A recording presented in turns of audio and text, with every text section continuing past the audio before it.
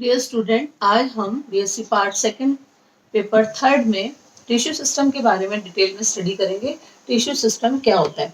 सबसे पहले हम लोग सभी जानते हैं कि सेल जो होता है, कोशिका क्या है किसी भी प्लांट बॉडी की संरचनात्मक और क्रियात्मक इकाई। तो सबसे बेसिक यूनिट जो है वो सेल होगी, और समान कोशिकाएं मिलकर ऊतक बनाती हैं, और समान ऊतक जो किसी विशेष कार्य को करने के लिए एक साथ यूनाइट हो जाते हैं, तभी टिश्यू सिस्टम बनता है। तो टिश्यू सिस्टम की परिभाषा होगी, टिश्यू का वह ग्रुप जो किसी स्पेशल कार्य को संपादित करने के लिए एक साथ मिलकर एक यूनिट के रूप में कार्य करता है, उसे हम टिश्यू सिस्टम कहते हैं।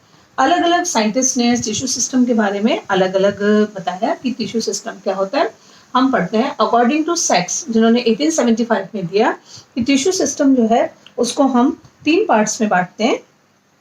फर्स्ट है एपिडर्मल टिश्यू सिस्टम, सेकंड है ground tissue system, and third है vascular tissue system. Epidermal tissue system क्या है? एपिडर्मिस मींस अधिचर्मीय ऊतक तंत्र। इसकी कोशिकाओं से बनी पादप के ये अधिचर्मीय ऊतक तंत्र से बनी होती है, और ये पादप के प्राथमिक अंगों को घेरे रखने वाली सबसे आउटर लेयर होती है। एपिडर्मिस क्या है? हम किसी भी प्लांट के एनाटॉमी में देखते हैं कि हम जब सेक्शन कटिंग करते हैं तो रूट है, स्टेम है, लीफ है, इन सब के अंदर सबसे आउटर मोस्ट लेयर जो होती है वो एपिडर्मिस होती है। और ये एपिडर्मिस जो होती है 2 वर्ड से मिलकर बनी होती है, AP plus dermis. AP means upper and dermis मतलब त्वचा। त्वचा अपर त्वचा को ही हम एपिडर्मिस कहते हैं।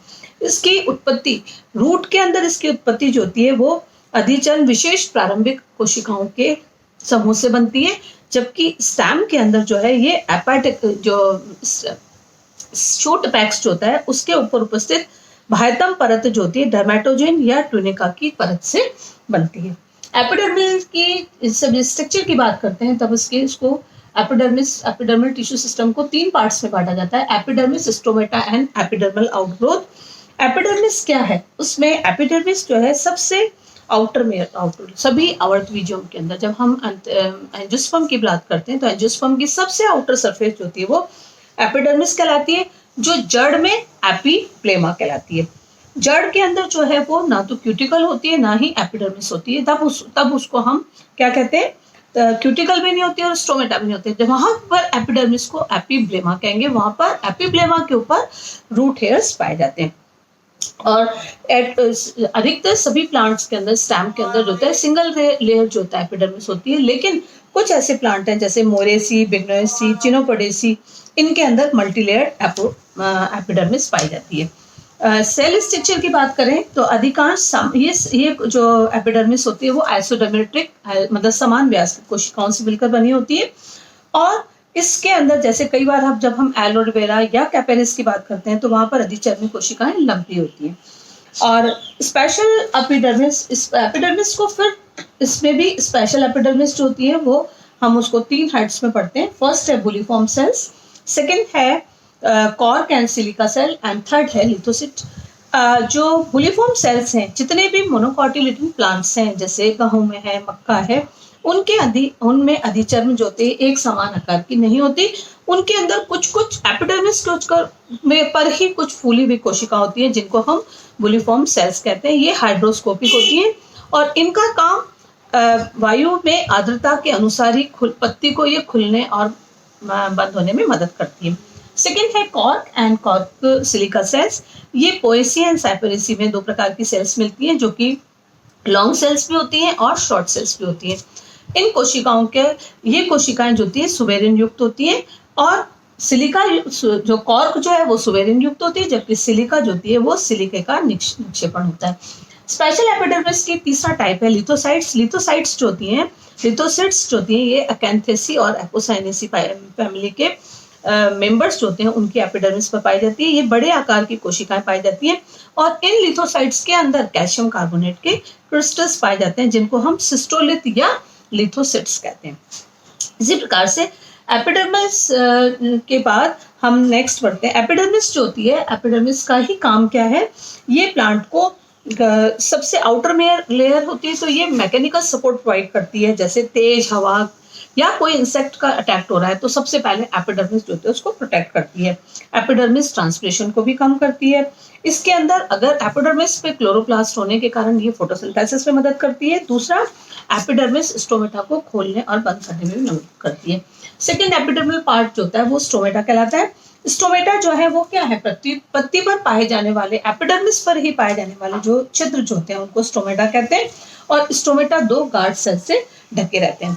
इन स्टोमेटा के अंदर हमको पता है कि स्टोमेटा होगा और एक स्टोमेटा पर दोनों तरफ से गार्ड सेल्स होंगी और गार्ड सेल चारों तरफ से सब्सिडरी सेल से ढकी रहती हैं। और जो ये गार्ड सेल्स होती हैं वो किडनी शेप सेल्स होती हैं। इनकी भीतरी और आउटर, मतलब आउटर और भीतर परत में दोनों की मोटाई में अंतर होता है। भीतरी परत मोटी होती है जबकि बाह्य परत पतली होती है। और ये सभी के अंदर जैसे कोशिकांग, जैसे राइबोसोम है, माइटोकॉन्ड्रिया है, अंतःप्रदिशी से सभी के अंदर पाए जाते हैं। और इनका जब क्लोरोप्लास्ट के कारण जो होता है, क्लोरोप्लास्ट के द्वारा प्रकाश संश्लेषण में जब शर्करा का निर्माण होगा तो इन कोशिकाओं का स्फीतिदाब जो होता है, टर्जिट पैसेज बढ़ जाता है, इसलिए वो फूल जाती है। फूल के स्टोमेटा ओपन हो जाते हैं और जब उसके अंदर स्टोमेटा, मतलब जब रात का टाइम हो गया, स्टार्च जो होता है ग्लूकोज स्टार्च में कन्वर्ट हो जाता है, तब रंध्र बंद हो जाते हैं। और इस प्रकार से इन रंध्रों के कार्य क्या है? रंध्र का कार्य है गैसों का विनिमय, एक्सचेंज ऑफ गैस करेंगे, कार्बन डाइऑक्साइड को लेना, ऑक्सीजन को बाहर निकालना। दूसरा, ट्रांसपिरेशन में मदद करता है। तीसरा, एपिडर्मल आउटग्रोथ के अंदर हम 2 प्रकार के अतिवृद्धियां या अभिवृद्धियां पढ़ते हैं, ट्राइकोम एंड इमर्जेंसिस। ट्राइको जो है, जिसको ट्राइकोम क्या है? ट्राइकोम अधिचरण पर पाए जाने वाली सभी कोशिकाएं एक कोशिकाएं या बहुकोशिकीय उपांगों की बनी होती है, जिसको हम ट्राइकोम कहते हैं। और ये अधिचम से ही बनता है ट्राइकोम। और ट्राइकोम जो होता है, ट्राइकोम के भी पार्ट्स होते हैं। इसमें ट्राइकोम में पहले रूट हेयर्स मिलेंगे, मतलब इसके 4 प्रकार के ट्राइकोम है। रूट हेयर भी एक ही प्रकार का ट्राइकोम होता है। रूट हेयर्स जो होते हैं वो मूलीय त्वचा पर पाए जाते हैं, मतलब मूल के एपिडर्मिस पर पाए जाएंगे। और ये जो होते हैं एक परतीय, एक केंद्र की होते हैं और पतली भित्ति वाली कोशिकाएं होती हैं। इनका काम, रूट हेयर्स का काम वाटर एब्जॉर्प्शन होता है। इसी तरह से शूट एपिडर्मल ट्राइकोम्स भी होते हैं जो कि शूट पर पाए जाते हैं, अधिचम से ही उत्पन्न उपांग होते हैं। और ये जो है ये एक शाखित भी हो सकते हैं और मल्टी, मतलब एक कोशिका से मिलकर बने हो सकते हैं या बहुकोशिकीय से भी मिलकर बने होते हैं। ये पत्तियों पर, तने पर, पुमंग पर और जायंग पर पाए जाते हैं। और इनमें भी 2 प्रकार के ये एपिडर्मल ट्राइकोम होते हैं, ब्रांच एंड अनब्रांच। ब्रांच जो होते हैं वो तो चिनोपोडियम, आपके वर्बैस्कम और डॉम्बियम में मिलते हैं, जबकि अनब्रांच मल्टीसेलुलर ट्राइकोम जो होते हैं वो चिनोपोडियम में मिलते हैं। इसी तरीके से जो इमेजेस जो होते हैं वो क्या है, उद्भुदांग जिनको कहा जाता है, ये भी गुलाब के कांटों पर या साल्विया के अंदर ये पाए जाते हैं। और इनका फंक्शन क्या है? एपिडर्मल अपेंडिसेस जो होते हैं इनका फंक्शन होता है वाष्पोत्सर्जन को कम करना और परागण और बीजों के प्रकीर्णन में मदद करना। सेकेंड जो टिश्यू सिस्टम का, ये अभी पार्ट हम डर्मल टिश्यू सिस्टम पढ़ रहे थे। अब नेक्स्ट इसका जो है अगला पार्ट जो होता है वो है ground tissue system. Ground tissue system जो होता है जस्ट एपिडर्मिस के नीचे और पित्त से लेके पित्त तक का पोर्शन जो होता है वो ग्राउंड टिश्यू कहलाता है। ग्राउंड टिश्यू सिस्टम के अंदर वेस्कुलर टिश्यू नहीं मिलते। ये रूट में या स्टेम के अंदर ये ग्राउंड टिश्यू के 3 पार्ट्स होते हैं, कॉर्टेक्स, पेरिसाइकल, पित्त एंड अंदर वाला प्राइमरी मेडुलरी जाइलम। तो फर्स्ट पार्ट जो होता है वो आपके कहलाता है कॉर्टेक्स। कॉर्टेक्स क्या है? जो रूट और स्टेम के अंदर जितना भी स्टील से लेके एपिडर्मिस को के बाद स्टील तक का रीजन, स्टील को छोड़ के, यानी स्टील के पहले तक का भाग, एपिडर्मिस के जस्ट नीचे से लेके स्टील तक का पार्ट ग्राउंड टिश्यू कॉर्टेक्स कहलाता है। कॉर्टेक्स जो होती है उसकी इनर पर जो होती है वो एंडोडर्मिस कहलाती है, इनर लेयर। और ये अगर मोनोकॉट्स की बात करेंगे तो मोनोकॉटिलिडन प्लांट्स के अंदर वेस्कुलर बंडल जो होते हैं वो ग्राउंड टिश्यू में ही भरे रहते हैं। और द्विबीजपत्री पौधे के अंदर कॉर्टेक्स के 3 पार्ट होते हैं, hypodermis, middle cortex and endodermis होता है। हाइपोडर्मिस क्या है? सबसे कॉर्टेक्स की सब फर्स्ट परत होती है और ये कॉलिनकाइमल या स्केलेटोमैटस सेल से मिलकर बनी होती है। और इन हाइपोडर्मिस में भी यांत्रिक ऊतकों की उपस्थिति होती है, इसलिए ये मैकेनिकल सपोर्ट प्रोवाइड करती हैं। और इसके बाद आता है, नेक्स्ट होता है middle cortex. Middle cortex hypodermis के नीचे का पार्ट मिडिल कॉर्टेक्स कहलाता है। ये भी बहुस्तरीय ये पैरेन्काइमेटस सेल से मिलकर बना होता है। इनके बीच में इंटरसेलुलर स्पेसिस प्रेजेंट होते हैं और ये इस क्षेत्र के अंदर जो होता है लैक्टिसिफेरस टिश्यू, ऑयल डक्ट्स, रेजिन, ये सब कुछ इनमें मिलता है। और इस कॉर्टेक्स का मेन काम क्या है? कॉर्टेक्स का मेन काम जड़ों से भोजन संग्रहण का ही काम करता है और स्तंभ में ये एक प्रोटेक्टिव लेयर का काम करती है। एंडोडर्मिस कॉर्टेक्स की सबसे इनर में लेयर जो होती है वो एंडोडर्मिस कहलाती है। ये बैरल शेप शेल की ढोलकाकार कोशिकाओं से मिलकर बनी होती है। इनके अंदर जो होते हैं जगह जगह पर सुबेरिन या लिग्निन युक्त स्थूलन पाए जाते हैं। थिकनिंग पैटर्न्स मिलते हैं, इसलिए उनको हम कैस्पेरियन स्ट्रिप्स कहते हैं। और कैस्पेरियन स्ट्रिप्स जो होती है ये ही आपके एंडोडर्मिस का स्पेशल फीचर होता है। और इनमें कुछ पादपों में मंडकण जो होते हैं वो नहीं पाए जाते और कुछ के अंदर स्टार्च शीट पाई जाती है। कैस्पेरियन स्ट्रिप्स जो के साथ साथ मूल में जो होती हैं वो कैस्पेरियन स्ट्रिप्स ज़्यादा क्लियर होती हैं।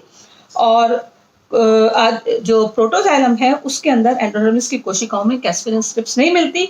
वहां पर पतली कोशिकाओं बीच बीच में मिलेंगी, मतलब एक यूनिटी नहीं है, एक सतत नहीं आती, बीच बीच के अंदर पतली सेल्स मिलती है जिनको हम पैसिव सेल्स कहते हैं। एंडोडर्मिस का काम हाइड्रोफोबिक होता है, ये रक्षी भी है और जल अवरोधी भी होती है।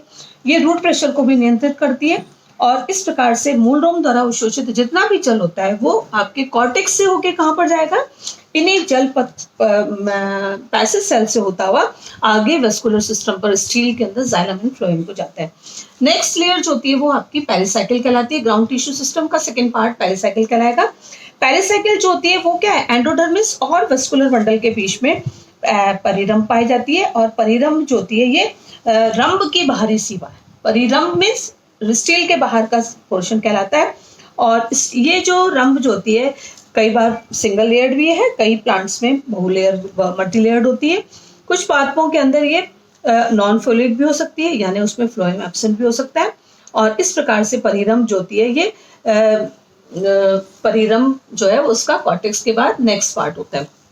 नेक्स्ट रीजन जो होता है तीसरा पार्ट होता है या परिरंभ का काम हम देखें तो रूट के अंदर ये सेकेंडरी और लेटरल मूल की उत्पत्ति किससे होती है? परिरंभ। तो पेरिसाइकिल का मेन काम क्या होता है? पेरिसाइकिल के अंदर जो रूट के अंदर जो लेटरल रूट्स बनेंगी उनका निर्माण पेरिसाइकिल ही करता है। और पेरिसाइकिल जो होती है ये फिलोजेन से बनती है, काग एगा की उत्पत्ति से बनती है। नेक्स्ट रीजन जो होता है अंदर वाला सबसे पिथ कहलाएगा। पिथ सेंटर पार्ट होता है, रूट या स्टेम के अंदर सेंटर पार्ट होता है।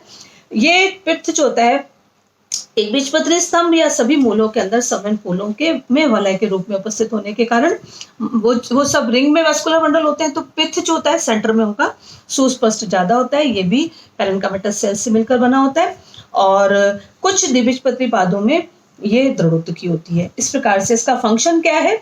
कई पदार्थों का संचय करना, वसा का, टैनिन का संतुलन करना। और जब ये दृढ़ोत्तकी है तो ये मैकेनिकल सपोर्ट प्रोवाइड करती है। प्राइमरी मेडुलरी रेस, ये वेस्कुलर बंडल के बीच बीच में पाई जाने वाली रेस जो होती है ये भी ग्राउंड टिश्यू का लास्ट पार्ट होता है जिसको प्राइमरी मेडुलरी रेस कहते हैं।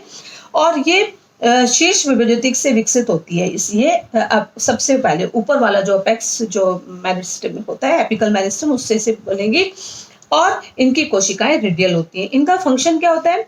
ये रेडियली दिशा में ही पदार्थों का संवहन और जल और भोज्य पदार्थों का संवहन करती हैं। और सबसे लास्ट पार्ट स्टील रीजन के अंदर जिसको वेस्कुलर टिश्यू सिस्टम का थर्ड पार्ट जो है मोस्ट इंपॉर्टेंट, जिसको वेस्कुलर टिश्यू सिस्टम कहते हैं। वेस्कुलर टिश्यू सिस्टम जो होता है ये प्राथमिक पादप अंगों के अंदर देखी जाए तो ये प्रोकैम्बियम से विकसित होता है। मतलब primary xylem and primary phloem किससे बनेंगे? प्रोकैम्बियम से बनते हैं। और संवहन तंत्र के अंदर ये वेस्कुलर सिस्टम के अंदर हम जाइलम और फ्लोएम दोनों को पढ़ते हैं। सभी पादपों के अंदर, सभी पादपों की जड़ों में और द्विबीजपत्री पादपों में वल्कोट कॉर्टेक्स के बीच बीच में ये पाया जाता है। और जब हम वेस्कुलर सिस्टम की बात करते हैं तो वेस्कुलर सिस्टम को आगे के हम डिटेल लेक्चर में डिटेल में स्टडी करेंगे कि जाइलम क्या है, फ्लोएम क्या होता है। जाइलम के अंदर प्रोटोजाइलम, मेटाजाइलम होता है। फ्लोएम के अंदर फ्लोएम जो है, फ्लोएम के अंदर आपके सीव सेल्स एंड कंपेनियन सेल्स होंगी, फ्लोएम रदूतक होगा, फ्लोएम दृढ़ोतक होगा। जाइलम में वेसल्स और ट्रेकिड से मिलकर बना होता है। जितने भी एंजियोस्पर्मिक प्लांट्स हैं उनमें तो वेसल्स मिलती हैं, जबकि ट्रेकिड्स जो होती हैं वो मेनली जिम्नोस्पर्म में पाई जाती हैं। और जाइलम के अंदर जो होता है, इसके अंदर स्टैम की अगर बात करेंगे तो स्टैम के अंदर जाइलम जो है वो कैसा है, इसमें प्रोटोजाइलम अंदर की तरफ है, मेटाजाइलम बाहर की तरफ होता है। और इसके अंदर इस प्रकार के जाइलम को हम, इस कंडीशन को हम एंडार्क स्थिति कहते हैं, जब प्रोटोजाइलम अंदर की तरफ होता है। तो ये स्टैम का मेन कैरेक्टरिस्टिक फीचर है। इसको हम आगे अगले लेक्चर में जब हम इंटरनल स्ट्रक्चर जब पढ़ेंगे तब वेस्कुलर सिस्टम के अंदर जाइलम फ्लोएम को या वेस्कुलर सिस्टम को डिटेल में स्टडी करेंगे। Thank you.